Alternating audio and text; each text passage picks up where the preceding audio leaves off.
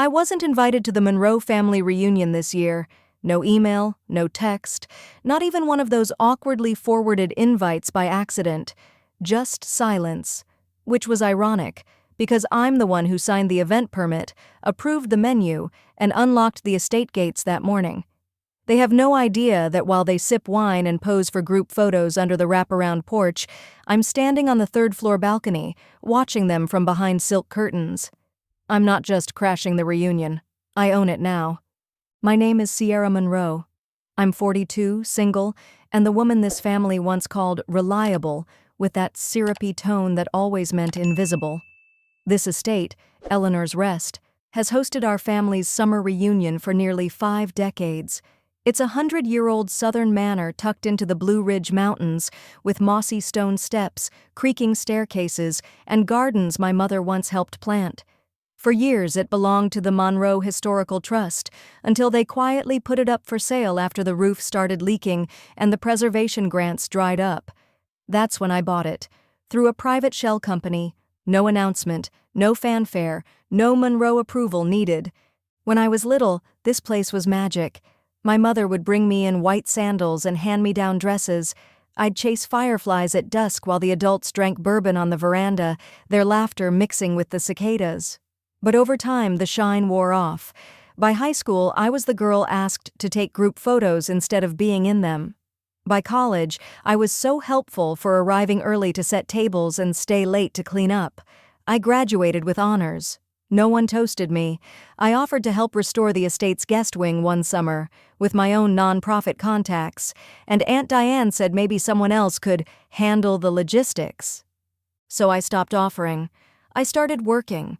I built a quiet career in operations strategy, specializing in heritage real estate.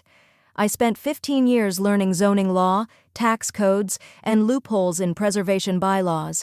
I drove a car with no AC, skipped vacations, and funneled every spare dollar into a capital fund I named Reclaim. While my cousins were tagging themselves in Paris, I was writing grant language and buying equity, and when the Monroe estate hit the auction list last fall, I didn't hesitate. I outbid 3 firms and assumed ownership through Cedar and Laurel Partners, my firm in name and structure. The family still thinks the estate is managed by some group of old money preservation people, and I didn't correct them. Talia, my on-site manager, texted me as I stood overlooking the arrival. They're all checked in. Aunt Diane asked if you were helping out this year. Should I laugh or cry? I replied, neither. Let them stay comfortable. Until tomorrow night. Tomorrow is the annual Monroe Heritage Dinner. The speeches, the toasts, the old tales about family legacy. That's when I'll reveal it. That the estate's been fully renovated under my direction. That every suite they're staying in this weekend was billed at full price. That the little girl they once treated like a maid now signs the contracts. But tonight, I'm quiet. I'm still. I'm watching them walk across the stone path I rebuilt, under lanterns I approved, through doors I now hold the deed to, and none of them see me. But they will. It wasn't always about revenge. Not at first. In the beginning, it was just about breathing again, about no longer feeling like I had to shrink to fit the frame they built for me. But over time, silence becomes a form of strategy, and strategy becomes survival. And survival? That eventually turns into power. The last time I attended the Monroe family reunion as a guest, if you could call it that, I was 28 and already halfway gone. My mother had passed 2 years prior, and without her as a buffer, my place in the family shrank like a shadow at noon. I remember standing in the kitchen of the estate, holding a dish towel while Juliet cried over a broken nail, and Aunt Diane asked me to help out because the caterers were running behind. They didn't ask Juliet or Lauren or any of the other granddaughters, just me, because I was good with responsibility. What they meant was I was easy to overlook. That night, after everyone had gone to bed, I walked the property alone. I stood in the garden where my mother once planted peonies and watched the moonlight stretch across the lawn like a promise. I made a vow, quietly, to no one in particular. I would never come back here unless I could stand on this land without feeling small. I just didn't know it would take me 14 years to get there. My opportunity came through a whispered email from a former colleague, Miranda, who'd gone on to work in boutique estate turnaround projects. She forwarded me a quietly listed auction notice for Eleanor's Rest. It was vague, almost coded. A legacy southern estate with deep familial roots and significant preservation potential. But I knew the address immediately. I emailed back one word: interested. Miranda knew I was serious. We'd worked together on a multi-phase acquisition of a failed vineyard project that became one of the most visited historical districts in Eastern Virginia. She also knew I had funding, discreet, disciplined, and structured through a nonprofit shell that gave me complete legal flexibility. That's how I created Cedar and Laurel Partners. It was technically a landholding advisory with a focus on restoration and sustainable heritage models. What it actually was? A legal fortress built to hide my identity while I secured the deed to my family's sacred ground. The due diligence phase took 4 months. I requested structural surveys, utility reports, mold assessments, and pulled every piece of tax history dating back to 1982. I didn't want just the building. I wanted every inch of leverage buried beneath it. I knew Aunt Diane had once tried to convert part of the estate into a private Airbnb under a cousin's name. I knew the trust had defaulted on several landscape maintenance contracts. I even knew about the $28,000 loan they'd taken out against the estate's naming rights to fund Juliet's second wedding. It all mattered, because revenge isn't about theatrics, it's about details. When the closing papers were signed, I didn't celebrate. I didn't pop champagne or post about it. I sat alone in my apartment in Asheville, looked at the scanned deed, and cried. Not out of triumph. Out of exhaustion. I had carried this silence for over a decade, and now it was mine. I kept Talia as the on-site manager because she knew how to read a room. She also knew how to follow orders without asking too many questions. I told her I would attend the next reunion, but not as Sierra Monroe. I would arrive late, quietly, and remain invisible until the moment was right. She didn't blink. She just said, "We'll have the good suite ready, the one with the eastern view." The family had no idea anything had changed. They booked rooms using the same outdated online portal that I had redesigned and rebuilt under my firm's digital domain. They didn't notice the new policies. They didn't question the pricing. Most of them assumed it was inflation. Some of them, I'm sure, still thought they were getting the family rate, not realizing that the trust no longer existed. That's how deep their entitlement ran. They assumed legacy meant immunity. The day they all arrived, I stood upstairs and watched them file in. Lauren complained that the welcome wine wasn't her usual brand. Juliet asked for a room upgrade despite having booked the most expensive suite already. Aunt Diane insisted she speak with the event coordinator to discuss speech timing, unaware she was speaking to someone I trained personally. They called me a maid in my own family. They used sweeter words, sure, helper, organizer, reliable, the girl who always made things easier. But it all meant the same thing. They never expected me to own anything that couldn't be folded, stacked, or wiped clean. But now I own the linens. I own the chairs they'll sit in for dinner.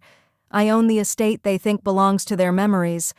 And every smiling face that will serve them this weekend, they work for me. They know who signs their checks. And they've been briefed. The reveal is set for tomorrow. It will happen after dessert, when the lights dim and the screen comes down for the legacy montage Aunt Diane insists on playing every year. They've used the same slideshow for a decade. Grainy photos, bad music, half of it cropped wrong. Talia has quietly edited in a new final slide, Eleanor's Rest, reimagined and reclaimed by Sierra Monroe. Some will gasp. Others will look confused. A few will try to smile through their shock. But all of them, every last one, will have to sit with the truth that I didn't just walk away from their version of me. I rebuilt myself in silence, and now they're standing in my house, drinking my wine, under my roof.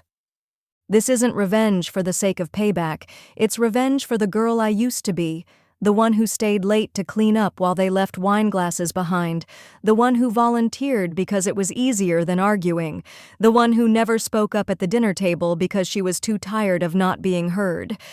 I owe her this, and tomorrow night I'll make sure they finally see her, reflected in every chandelier, echoed in every step they take on the floorboards she once tiptoed across. This time, the silence won't protect them. It will announce me. There's a kind of silence that's louder than any insult. It hums beneath conversations, settles into the way people look at you without really seeing you. It's not shouting or slamming doors. It's forgetting your birthday while praising someone else for remembering theirs. It's being seated at the corner of the table, then asked to refill drinks like that's just where you belong. That was my seat for most of my adult life, metaphorically, literally, emotionally. When people talk about family wounds, they usually mean the dramatic stuff, the fights, the betrayals, the secrets. But that wasn't my story. No one in my family ever raised a hand or threw me out. They didn't need to. Emotional neglect wears a softer face. It's sugar-coated in tradition and camouflaged by politeness. It's a room full of people asking me how the napkins got so nicely folded, but never once asking what I do for a living. It's hearing about Juliet's failed startup for the 6th year in a row, while no one remembers I run multi-million-dollar real estate operations across 5 states. At the annual brunches, I would always arrive early, out of habit, really. I was the kind of person who came prepared, offered to help set up, made sure the elderly relatives got the shaded seats and the kids had sunscreen. But that help didn't earn gratitude, it earned more expectations. Before long, I was the unofficial organizer, the woman with the clipboard, the one they asked to just handle things because, after all, you're so good at this kind of stuff. The irony is, they were right. I am good at this kind of stuff, but what they never understood was that being capable doesn't make you invisible. Unless, of course, you let them believe that's all you're good for. And I did, year after year. Not because I didn't know better, but because I was still trying to earn a seat at a table I didn't even want to sit at anymore. There was a year, I must have been 32, when I hosted the entire weekend at my loft in Asheville. I did the logistics, arranged the catering, even paid out of pocket for the live band. And when Juliet stood to give the thank you speech at the end of the weekend, she praised the caterers, the guitarist, and her brother for managing the logistics. I was standing 5 feet away. Later that night, I cried into a sink full of dishes, not because I needed the credit, but because I finally realized I wasn't even in the story they were telling themselves. I was just a useful prop. And the worst part? They didn't even know they were doing it. That realization didn't come all at once. It settled in layers. The way Lauren once borrowed one of my jackets and then laughed when I asked for it back, saying, "Oh, I didn't think it was a big deal." The way Uncle Reggie told people I worked in something to do with spreadsheets, even after I'd been featured in a preservation journal. The way my own father once said, at a family toast, that Juliet had the most promising future of the girls because she had just married a man with a yacht. I was a project they didn't understand, so they ignored it. They celebrated convenience. They applauded whatever was shiny, loud, or expensive. And when I didn't fit that mold, they just looked past me. And over time, I started looking past them too. That emotional distance became a kind of freedom. Once I stopped expecting them to see me, I stopped trying to perform for them. And that's when the work began. Real work, not the kind that gets Instagrammed or toasted over champagne. I worked late, took client calls while cooking dinner, negotiated land use permits on my birthday. I poured myself into something they couldn't take away. Leverage. I was building something that didn't rely on being noticed.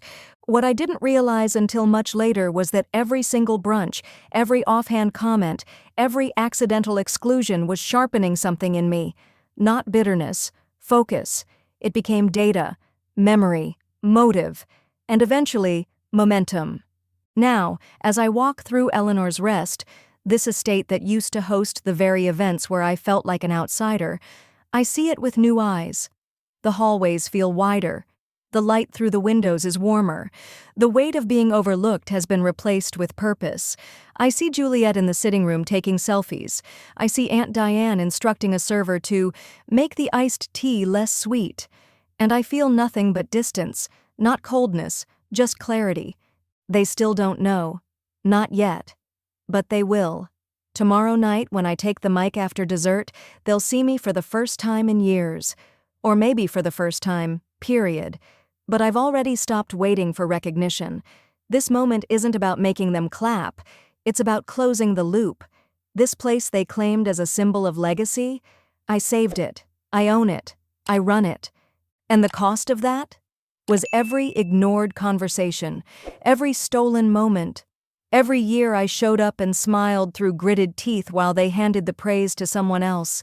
They taught me how to disappear, and now I've used that same skill to move in silence until I could take back everything they didn't even know they'd lost. Let them sip their rosé and swap stories about summer homes and second honeymoons. Let them comment on how well run the estate seems this year. I've already built the one thing they never thought I had: power. And I've built it beautifully. It always starts with the little things.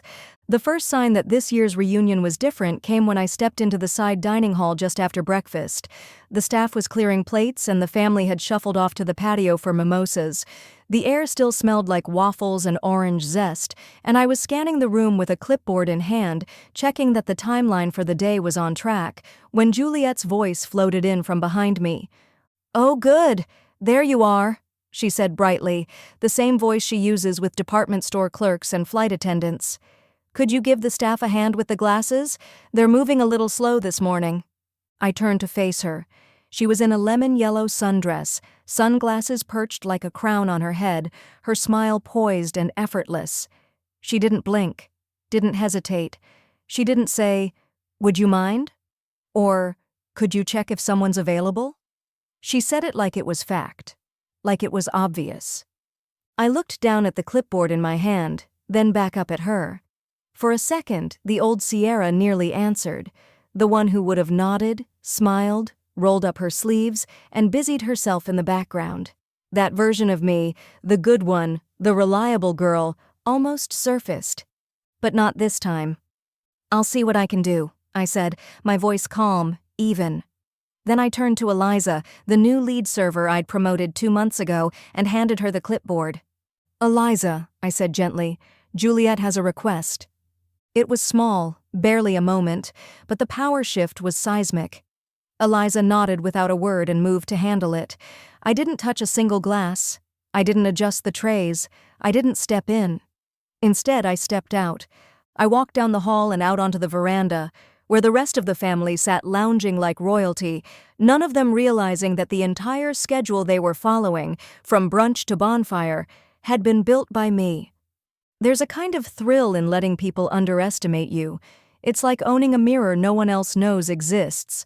You get to watch them reflect back their assumptions in real time, never realizing the floor beneath them isn't as steady as they think.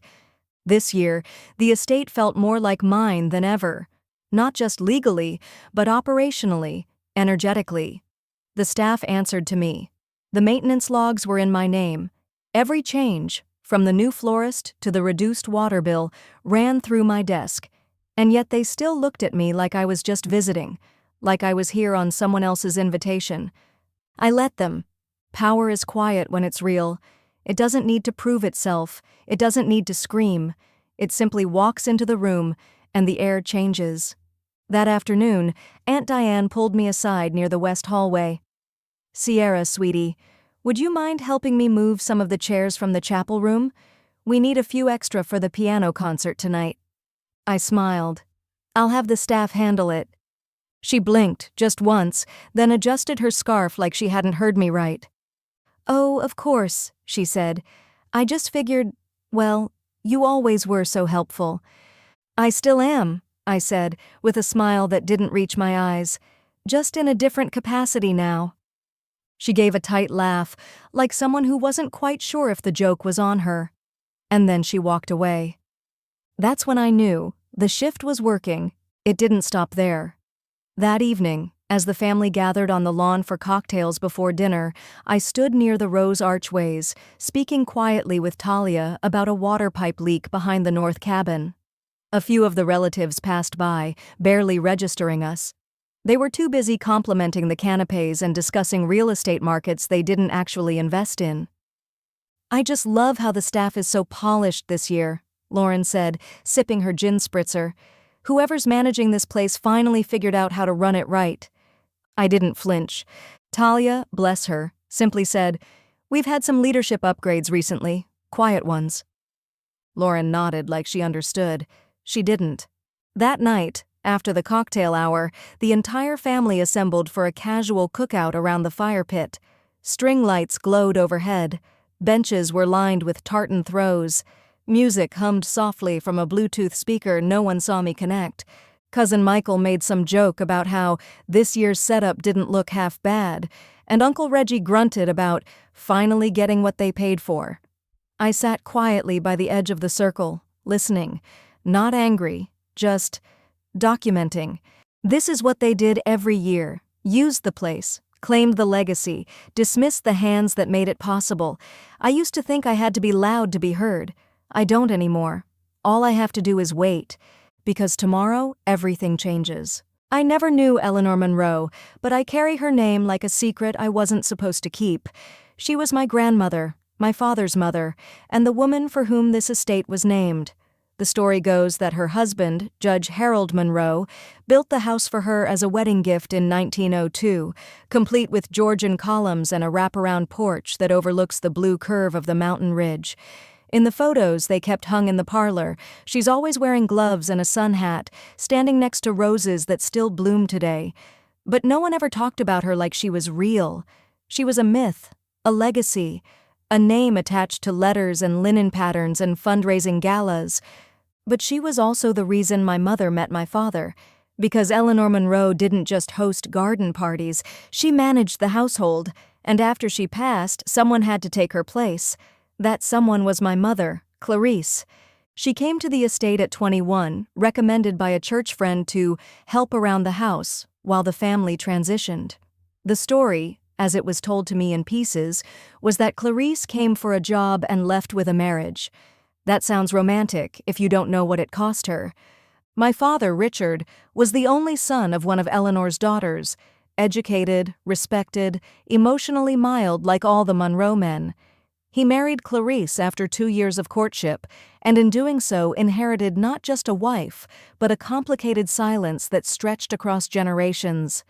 Clarice, once the housekeeper's assistant, became a Monroe by name, but never fully in spirit. There were no newspaper announcements, no society page photos, just a small courthouse wedding, followed by quiet remarks and quieter holidays. Growing up, I didn't understand why Mom never used the Monroe name unless required on paper. At school functions, she signed everything as Clarice H. and politely redirected anyone who tried to get too familiar.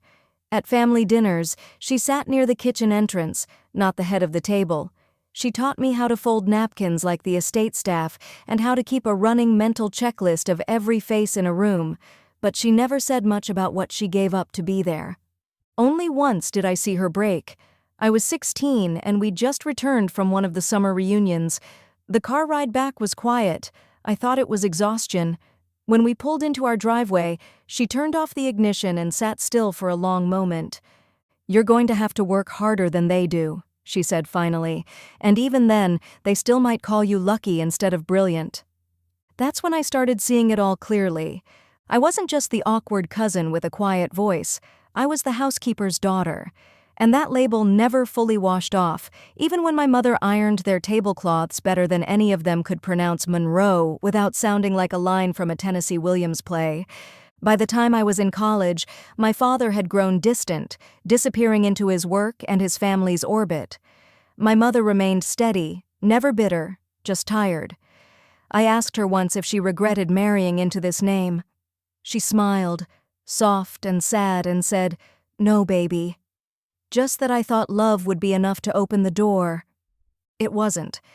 At least, not the door she meant. When I first saw the estate listed for liquidation, I sat in my car and stared at the screen for nearly 10 minutes. It was like seeing a ghost beg to be rescued. And I knew in that instant, I wasn't just buying property, I was reclaiming my mother's unfinished sentence. She had scrubbed these floors. I would sign the deed. The same rooms that once echoed her quiet footsteps would now respond to mine. That's what made the inheritance drama all the more bitter. Because while I was quietly organizing funding, finalizing inspection reports, and gathering silent partners, Juliet was fighting with the family trust board over a proposed renaming ceremony. She wanted to dedicate one of the estate wings to her new husband's family, some poorly named gesture of goodwill in exchange for a rumored investment. Diane supported it, of course. She'd always had a soft spot for whatever Juliet touched. At one point, Diane even floated the idea of selling off the back gardens, arguing that the land wasn't being utilized and that part of the proceeds could go toward upgrading the family burial site across the ridge. They spoke about the estate like it was a dead thing, an old antique that needed to be broken apart and sold off in pieces. They didn't see it as living. They didn't see it as breathing with the weight of the people who had once worked to keep it whole. That's when I moved fast.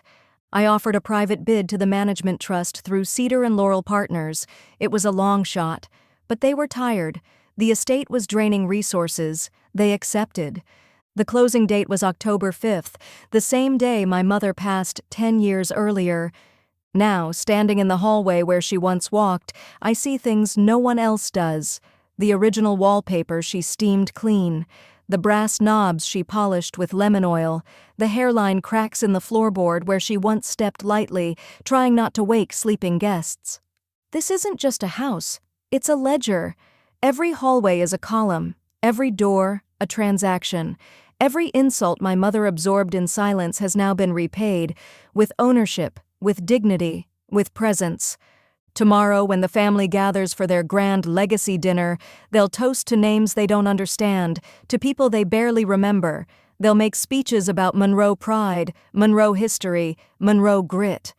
And when I stand up and introduce myself, not just as a relative, but as the principal owner of Eleanor's Rest, I won't just be speaking for me, I'll be speaking for her. For Clarice, the housekeeper's daughter who came back with the title in her name.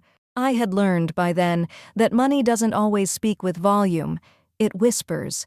It drapes itself in linen blends and old pieces that cost more than a semester of college. It knows which wine to sip, how to talk about art without ever having picked up a brush, and most of all, it knows how to look down without ever making direct eye contact. But I had also learned that power, real power, doesn't dress to be noticed. It dresses to be underestimated. That's why I chose the navy sheath dress.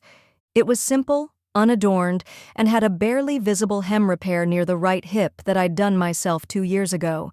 I wore it with the same nude heels from my first business acquisition meeting and a single gold ring my mother had worn when she cleaned the Monroe Estate's windows.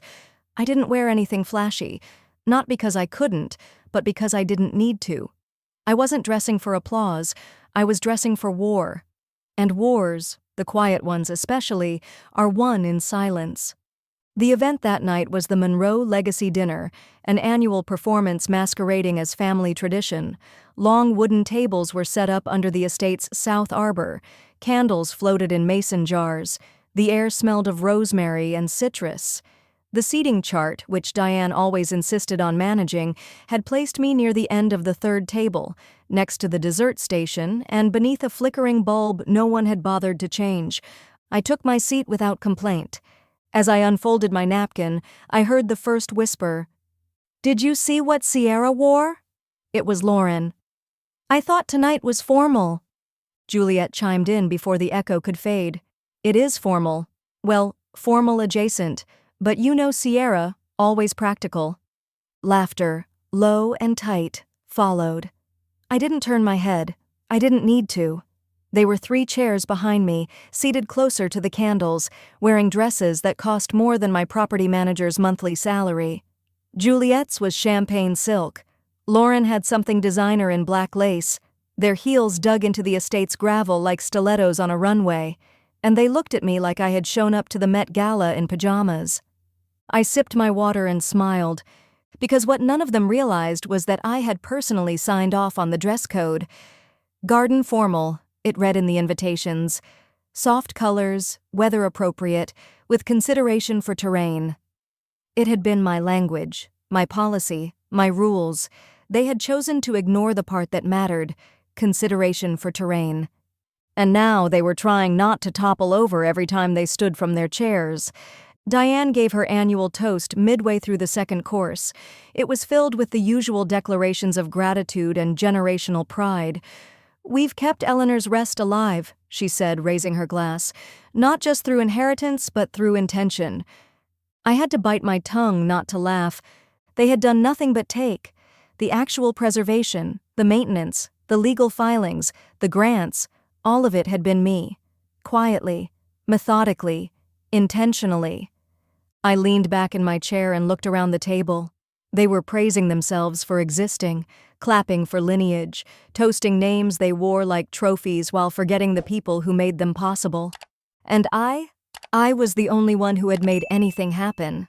After dinner, as the staff cleared plates and soft music played over hidden speakers, I walked toward the back of the arbor to take a call. Talia needed a quick update on the following morning's deliveries. New produce was arriving for the cafe, and a contractor was scheduled to assess the drainage system near the orchard. Simple things. Real things. As I hung up, I turned back toward the tables and saw Diane watching me. She was smiling, the kind of smile that meant nothing, the kind that's been rehearsed for years. She motioned me over. I paused.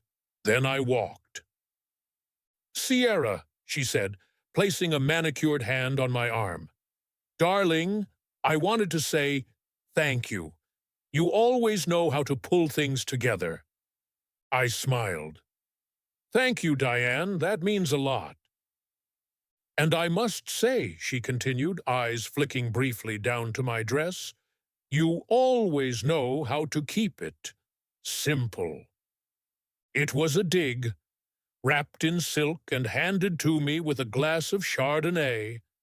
I took a slow breath, met her gaze, and said, "Well, some of us dress for the terrain." Her smile faltered for half a beat. I turned and walked away. There's a hierarchy in places like this, one built on appearance, tone, lineage, and subtle cues of dominance. I had studied it my entire life. I knew the codes better than anyone, but I also knew something else. They only work if you believe in them. And I didn't anymore. They thought class was about taste. But class, the real kind, isn't worn. It's chosen. It's carried. It's practiced. It's knowing when to speak, when to walk away, and when to say everything without raising your voice. And tonight I had said plenty.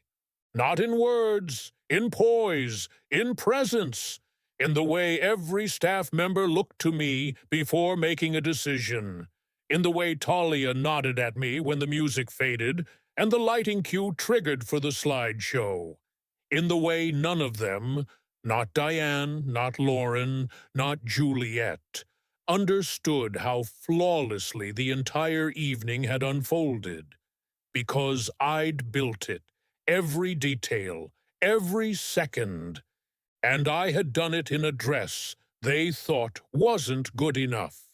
The air changed before the words did. You could feel it in the pause, the half-second silence that dropped over the garden like fog settling on glass. Forks stopped mid-air.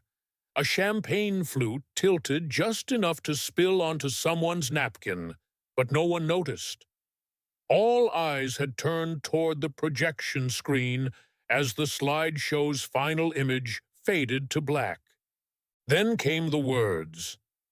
"As part of our continued preservation efforts," Talia said from the podium, her voice steady, practiced, warm, "Eleanor's Rest is proud to announce the completion of our transition into private ownership under the stewardship of Cedar and Laurel Partners." A beat. Just enough time for some of them to glance around, eyebrows furrowed. "And tonight, we'd like to honor the woman who made this weekend possible, not just with her presence, but with her vision, her leadership, and her unwavering investment in this property's future." She clicked the remote. The new slide appeared. A wide aerial shot of the estate's grounds taken just 2 weeks ago. Below it, in clean serif font, "Principal Owner, Sierra Monroe." The silence didn't break. It cracked. Lauren's mouth parted. Juliet dropped her knife. Uncle Reggie blinked once, twice, like he was trying to remember if Sierra Monroe was someone he'd met at the bank. Aunt Diane turned to the person beside her and whispered, "Wait, what?" And then every face turned to find me. I stood slowly, not from hesitation, but from intention. I didn't smile. I didn't wave.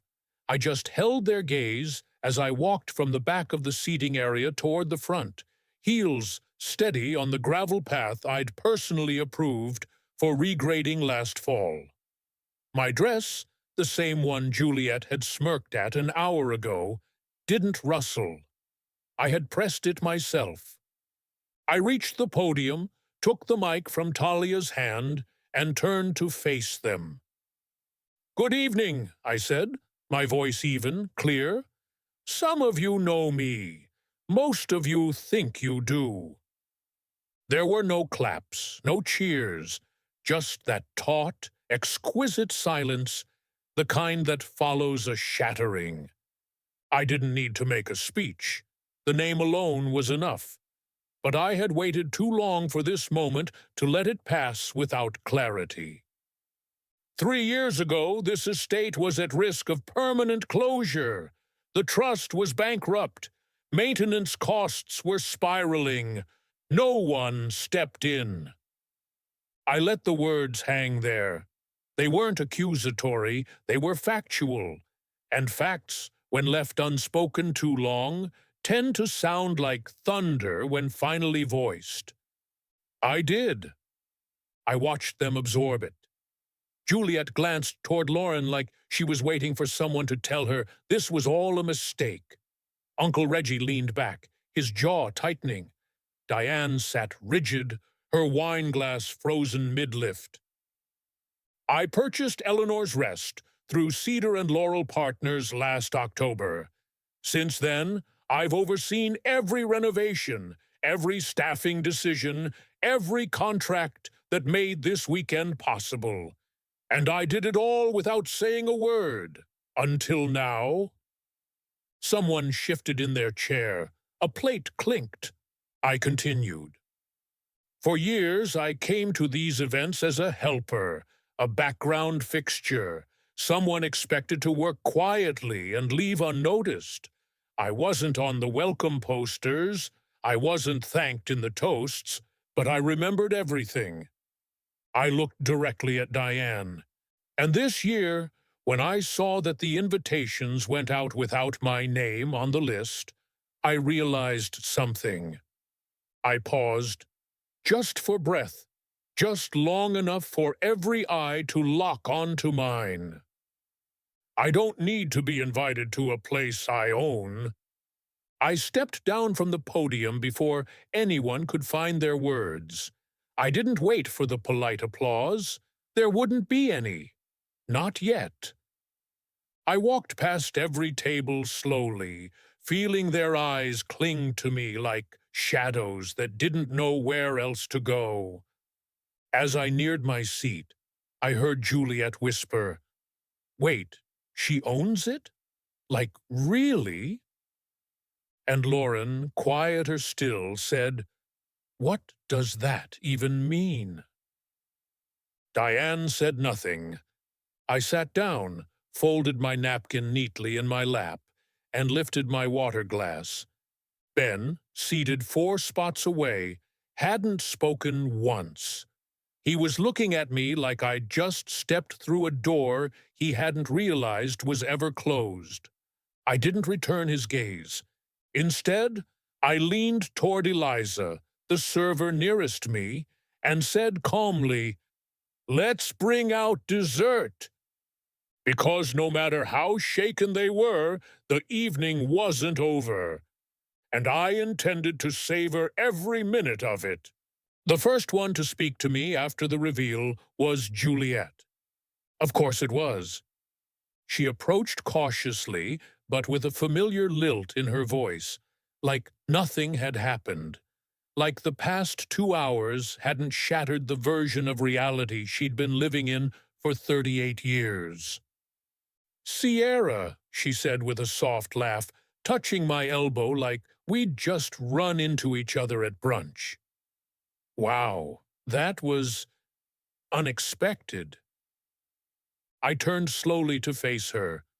We were still under the arbor, the dessert plates barely cleared, candles flickering lower now.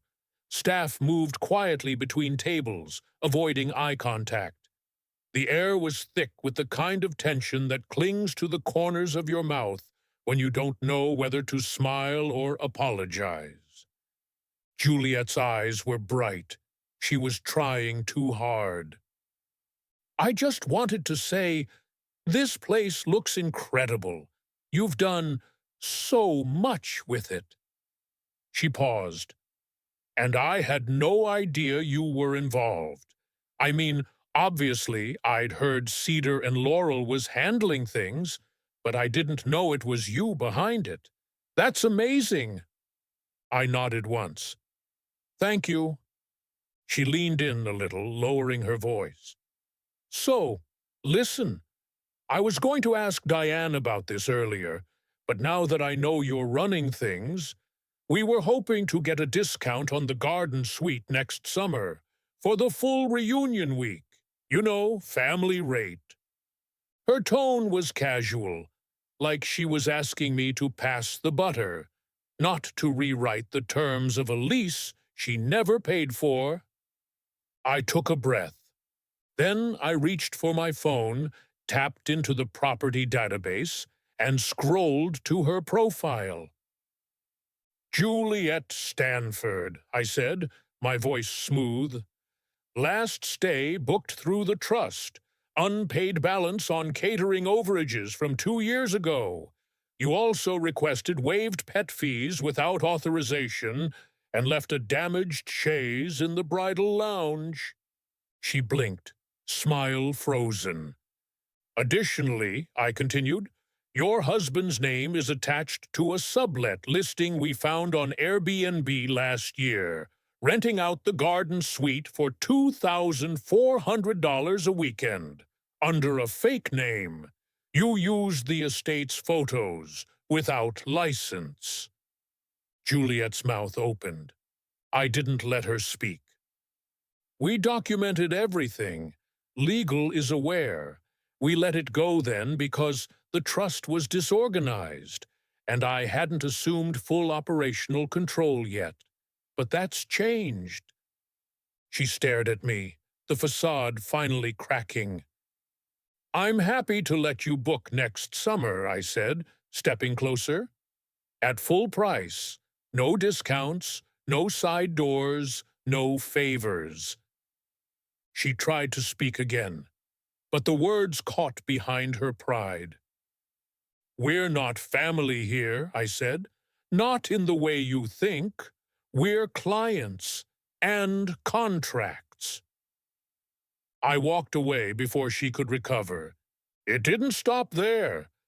By morning, I had 3 voicemails from extended relatives hoping to clarify their historical agreements with the estate. Diane's sister left a message laced with sugar, asking if I might reconsider the Monroe Heritage discount policy, citing her husband's military service and their contributions back in the day.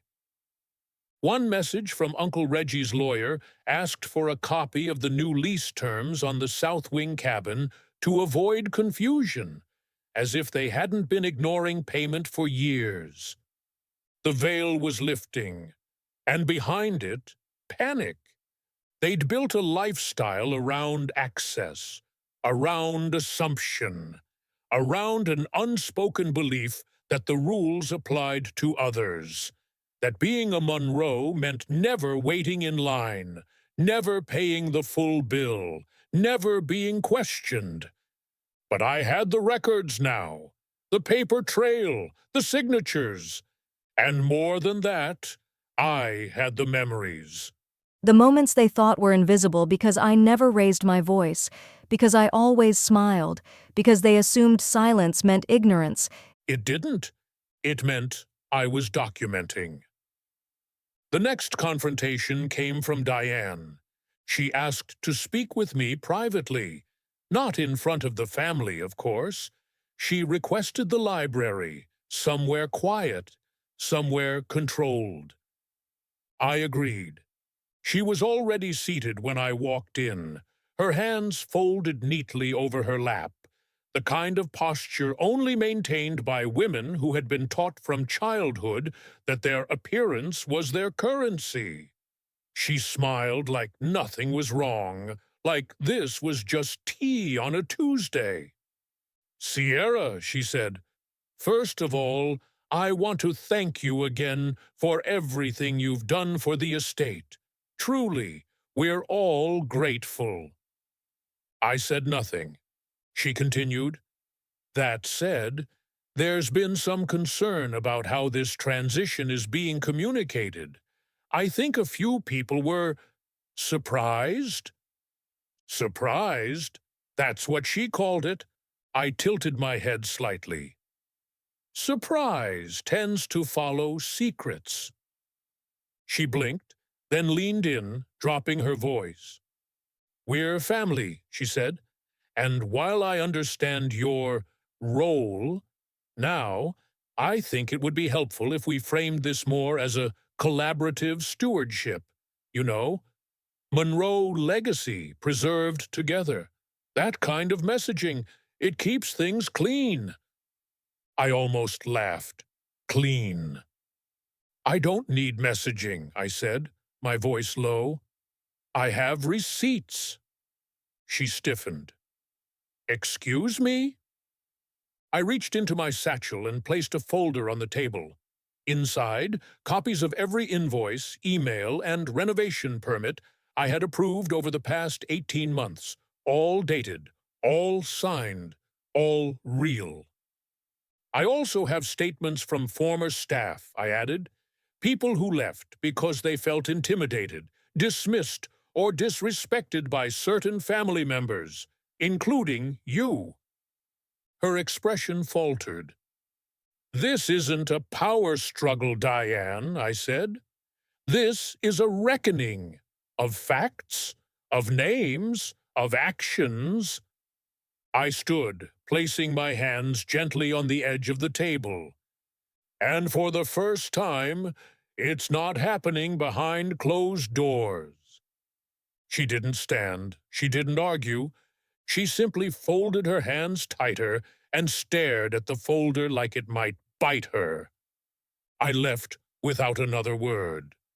They thought I would be flattered just to be noticed, that I would give them discounts and back entrances and warm platitudes because we shared a name. But the truth is, names mean nothing without respect, and I had spent too long learning the difference. It was always a joke to him. Not one of the cruel, overt ones. No, Uncle Reggie preferred the polished version of mockery, slick and smiling, dressed in khakis and cologne. At family events, he'd ruffle my hair like I was still 12 and say things like, "She's the one with the calculator, right?" And everyone would laugh, not because it was funny, but because no one wanted to be the one who didn't. I was the practical niece, the one who works with spreadsheets. He never once asked what my company actually did, or maybe he did once, but the answer didn't interest him enough to remember. "She's not really business," I overheard him tell someone years ago. "She's just good at the back-end stuff. Quiet money, math things." Quiet money. The man who had lived rent-free for years on a property his name hadn't legally touched in over a decade had the audacity to call what I built quiet money.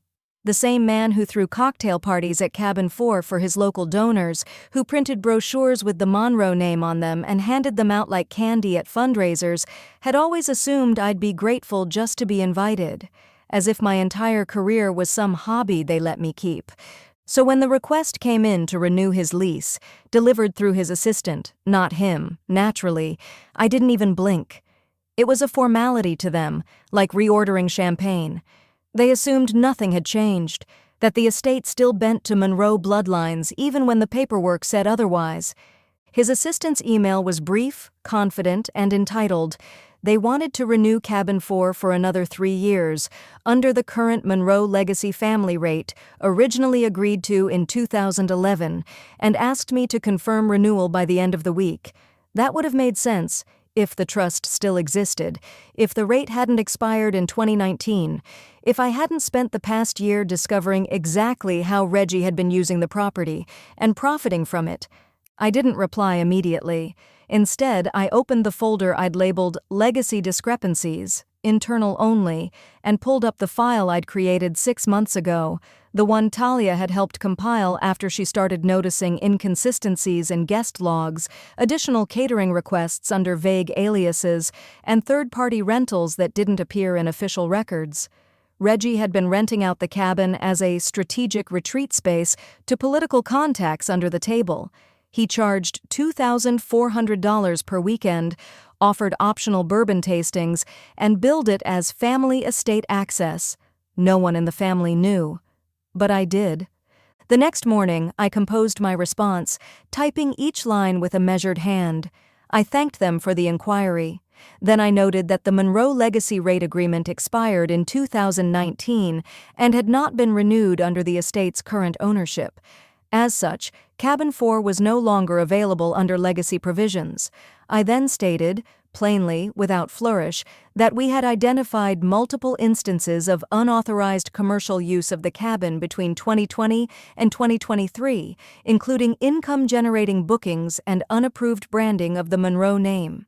Per the new ownership terms, such use voided any remaining eligibility for lease renewal. I closed the message with a simple line, "The cabin has been reallocated," and then I attached a copy of the findings with itemized dates, photographs, and staff reports. I didn't include a signature flourish, just my name, no closing pleasantries. I hit send. He came storming into the courtyard that afternoon, face flushed, mouth tight, hair slicked back as if he thought grooming would somehow grant him control. I was walking the grounds with Talia, reviewing the new gravel gradient near the stables, when I saw him pacing like he'd lost something. "Sierra?" he called, overly cheerful. "Mind if we have a quick word?" I nodded and stepped aside with him. "Look," he started, hands already gesturing, "there's obviously been a mix-up. I saw your message about Cabin 4. That can't be right."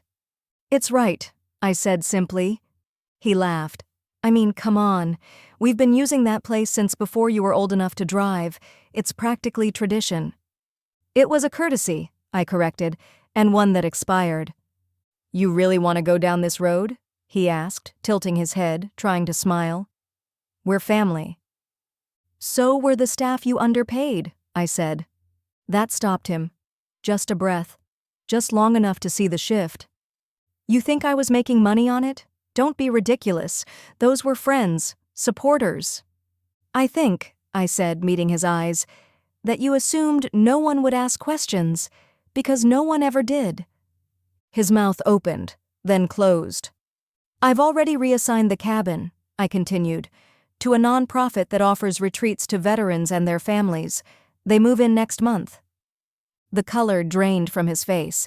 "You're giving it to strangers?" "No," I said. "I'm giving it to people who didn't take advantage of privilege disguised as legacy."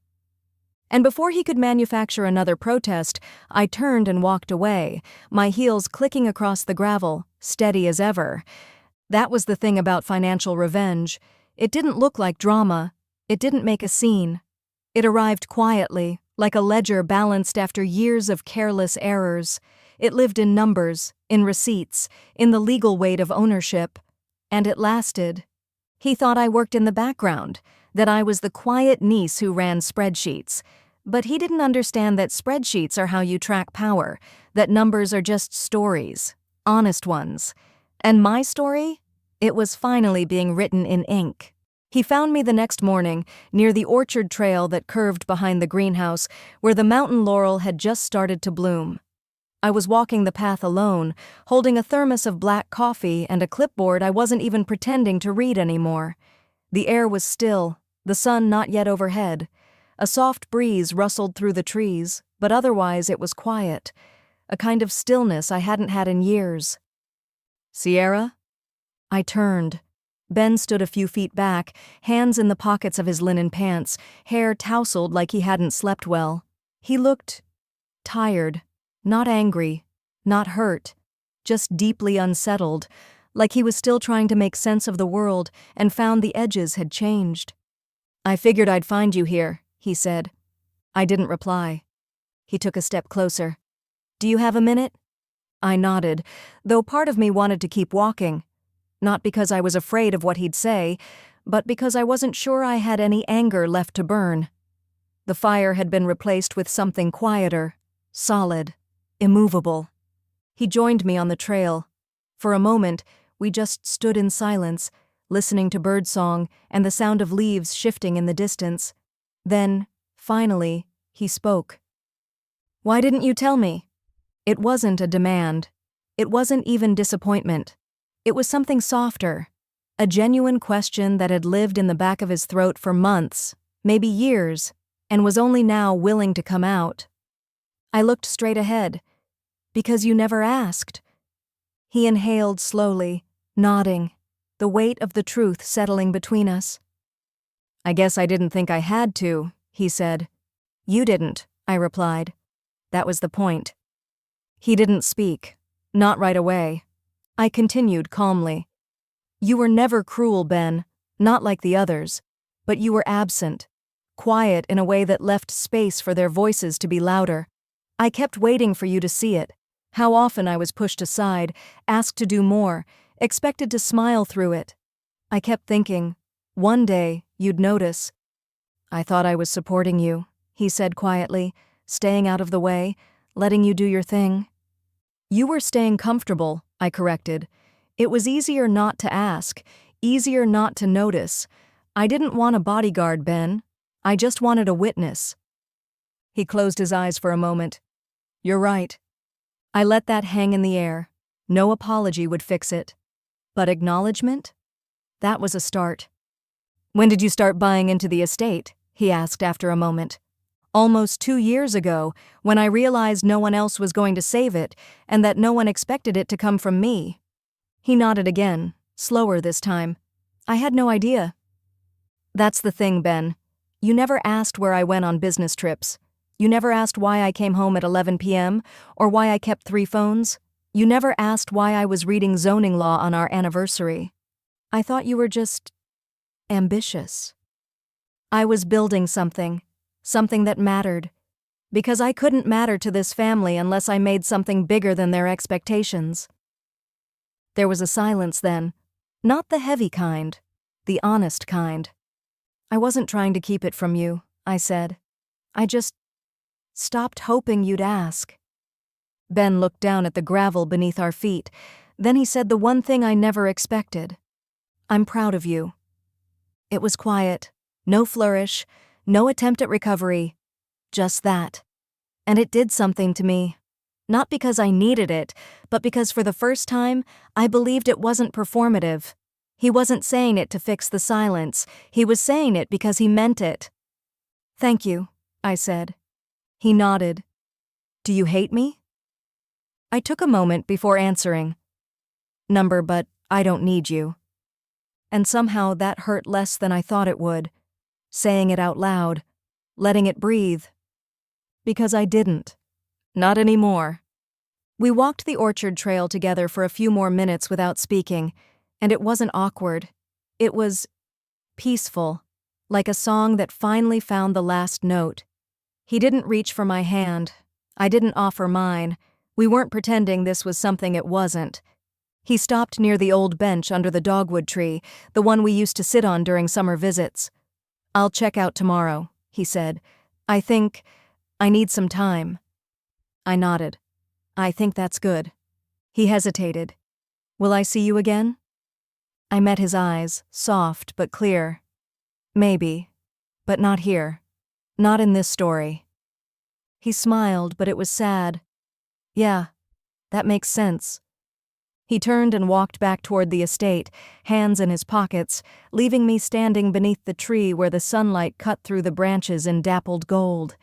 I took a deep breath and let go. They held the toast without me. It was Diane's idea, of course, a last-minute addition to the closing brunch itinerary, hastily printed and slid under guest doors like it had been planned all along. She called it a tribute to the Monroe name, printed in gold cursive across cream cardstock, as if sentimentality could undo the facts already carved into ledgers. Talia had texted me the moment she saw the print order. "Want me to cancel the brunch?" I told her no. Let them gather. Let them raise their glasses. Let them toast a name like it was an heirloom instead of a mask. I had no interest in stopping the show. Not when I planned to rewrite the final act. I didn't arrive early that morning. I took my time. Let them get comfortable first. By the time I stepped onto the east terrace, the tables were full. Champagne flutes clinked. White linen fluttered in the breeze. People wore pastel dresses and sunglasses and the kind of expressions that belonged more to cocktail parties than reckonings. Diane stood near the head of the main table, poised beside a silver ice bucket. She was smiling in that tight society matron way, like she'd already planned the social media caption in her head. And when she saw me, her smile barely shifted. "Sierra," she said, lifting her glass in greeting. "You look rested." "Thank you," I replied, my tone calm. "It's easier to rest when things are finally in order." She didn't flinch, but she knew what I meant. She gave her speech a few minutes later. Nothing dramatic, just the usual platitudes about family bonds and history and Eleanor's vision, a vision she never defined but often used to justify her own influence. Her voice rose slightly as she neared the end. "This estate has been in our family for generations," she said, lifting her glass high. "And it is our duty, no, our privilege, to preserve it for those who come next. Let us toast to what matters most. Legacy." Everyone raised their glasses, except me. I stood slowly, placing my napkin down, and stepped forward. Not to object, not to argue, just to speak. "To legacy," I said evenly, "and to the courage to define your own." Some smiled politely, unsure if I was agreeing or correcting. I let the moment stretch. "I'd like to say a few words," I added. Diane blinked, then nodded. What choice did she have? I turned to face the group. Familiar faces. Blood relatives. Names I had stopped using as emotional currency years ago. "For a long time," I began, "I believed legacy was something inherited, something passed down, etched into birth certificates and family crests. I thought if I worked hard enough, stayed quiet enough, gave enough, I'd be granted a seat at the table." I paused. The wind stirred. But over time, I learned something else. Legacy isn't what you inherit. It's what you build. It's the weight of your name when no one else is in the room. It's how you behave when no one's watching. And it's the story people tell when you're not there to defend it. Lauren looked down. Juliet shifted in her seat. Reggie stared forward, unmoving. I've spent the last year rebuilding this estate, not just the walls and windows but the very foundation, and I realized, in the process, that preserving a legacy you were never allowed to shape is just another form of silence. I looked to the staff nearby, the gardeners, the servers, the night manager who stayed late, the housekeeper who remembered my mother's name. "So I'm not preserving this legacy," I said, voice steady. "I'm creating a new one." I turned back to the group. Effective immediately, this estate, while still historically known as Eleanor's Rest, will operate under a new legal identity: Caldwell Grove. In honor of my mother, Clarice Caldwell, who raised me with grace while folding linens for this very family. She was never invited to brunches, never toasted, but without her, none of you would be standing here. There was silence. Not angry, just honest. And in that silence I said the last thing I needed to. My name is Sierra Caldwell, and I don't need the Monroe name to make this place matter. I set my glass down without drinking. No cheers followed. But I didn't need them, because I'd said it, and I was done performing. Later, after the brunch had dissolved into murmurs and awkward dispersals, Talia found me walking the greenhouse path. "You okay?" she asked. I nodded. Didn't see that name change coming, she added with a smile. I did, I said softly. I've been carrying it for years. The estate was quiet again. Not silent like it had been in years past, when I'd walk these grounds feeling invisible. Not the kind of quiet filled with empty smiles and unspoken dismissals. This was something else, a stillness that felt earned, full, alive. I stood beneath the oak tree at the edge of the new lake trail, watching the light change across the water. The plaque at the base of the tree was new, bronze, understated, and set into the stone with deliberate care. It read, Clarice Caldwell, a legacy of grace, not inheritance. My mother never got a statue. She never asked for one. But this was more than stone. This was permanence, recognition, a rooted kind of reverence. She had folded linens. She had cleaned kitchens after other people's parties. She had raised a daughter in silence and somehow never let that silence turn to bitterness. She had taught me that value doesn't come from volume, and that dignity isn't something you inherit. It's something you practice quietly until it becomes unshakable. And now her name lived here, etched into the grounds the Monroes once thought belonged to them by default.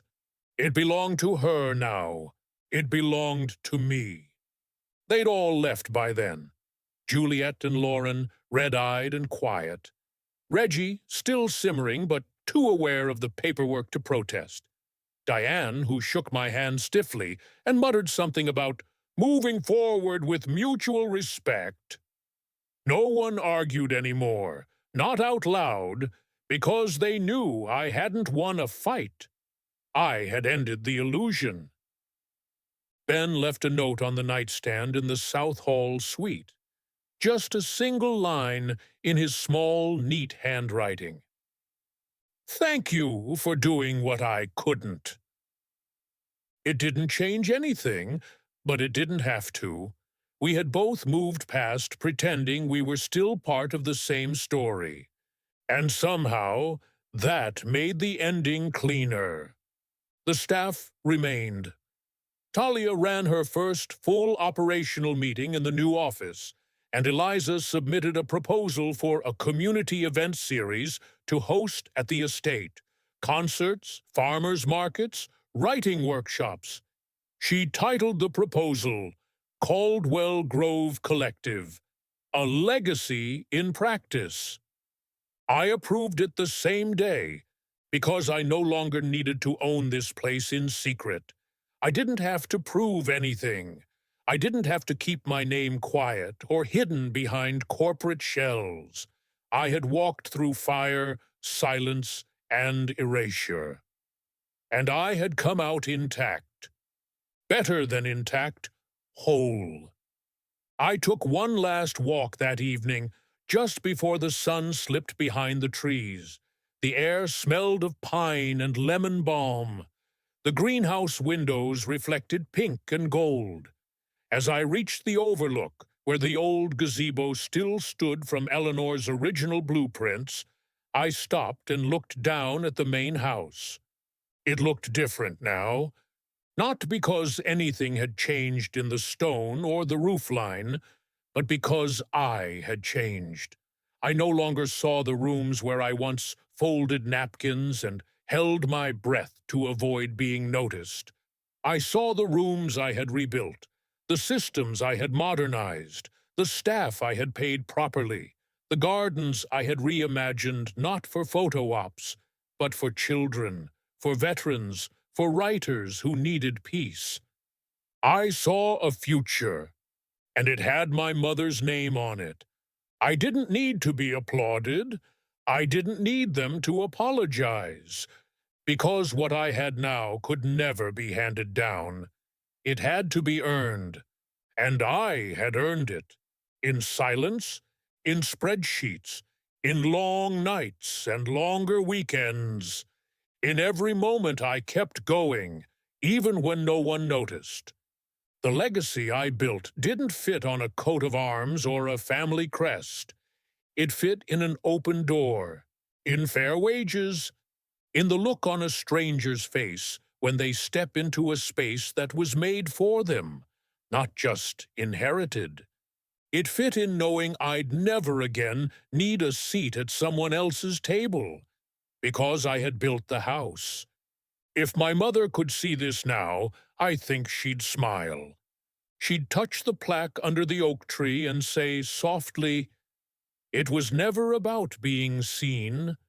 It was about standing tall, even when they tried to make you small." And I'd answer, "I know." Then we'd both go inside. This wasn't just a revenge story, it was a reclamation. What makes "they called me a maid in my own family, so I bought the resort they vacation." At every year, so powerful is that Sierra never fought for a seat at their table. She built her own estate, in every sense of the word. She didn't scream for recognition. She spoke with action, with paperwork, with dignity that echoed louder than any insult ever thrown her way. What struck me most was her choice to rename the estate, not after herself, but after her mother. That moment wasn't about ego. It was about truth, about lifting the invisible woman who raised her, honoring the quiet labor that kept everyone else's world spinning. That scene under the oak tree, I felt it deeply.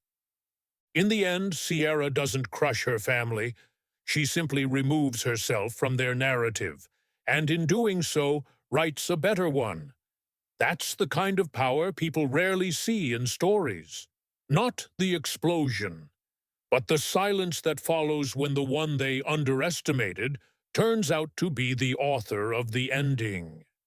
This is what real legacy looks like. It's not about titles, last names, or inherited land. It's about what you build when no one is looking, and who you lift with you when it's finally your turn. Sierra Caldwell didn't just win. She rewrote the meaning of victory. If this story touched you, subscribe to Revenge with Seren. Because some revenge needs no knives, no screaming, just one spotlight, one shining nameplate, and someone they once dismissed, rising, brilliant and unshaken. See you in the next story.